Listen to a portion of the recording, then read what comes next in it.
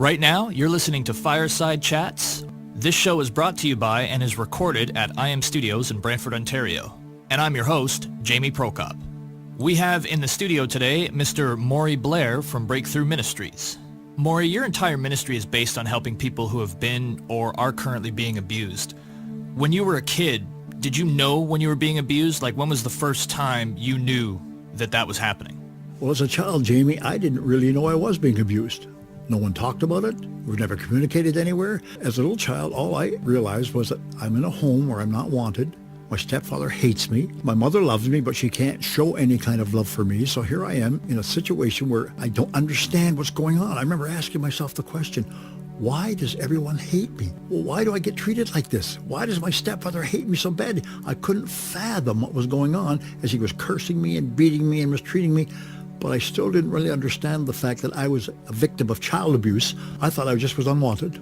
Well, I mean, abuse takes on many forms, right? Whether it be physical, mental, sexual.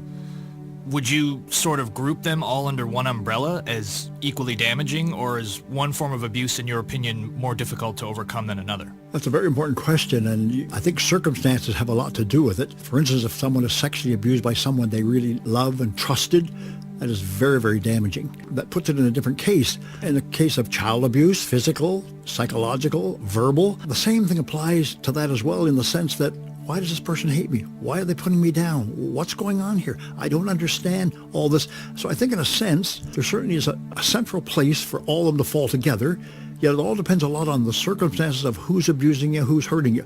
For instance, if a child is sexually violated by an adult whom they don't know, that is devastating and terrifying, but it's not like it's been done by someone they trust and they love. Can't understand why they would ever do that to me. So I think there's a lot of things that play the part in it. So I think you could say pretty well they're all face under the same category. Maury, let me ask you this. Sometimes a person that's an abuser will grow up not knowing they're an abuser till they enter into a relationship or a marriage and kind of have become an adult. And then it starts. What would you say to that type of person who may not know what to do because of fear or confusion? That's a good question, Jamie, because I run into people all the time, particularly women that have been abused after they got married. They didn't really know all of his background. They didn't understand what was going on, but they married him in good faith. And then all of a sudden he starts to change and he starts to mistreat them. And they don't understand. All of a sudden he's controlling. He's a control freak, as they would say. They don't know how to handle all this. And I urge them, find someone to talk to. Find a friend and maybe get some good advice, and then you need to find someone in the professional field, if you can, who will sit down and talk to you and tell you how to handle this. The longer you stay in those circumstances, the worse it's going to get. If he's a control freak or a victim of child abuse himself and taking all of his frustration and anger out on you, then you're going to have a problem for the rest of your life. You can't function like this.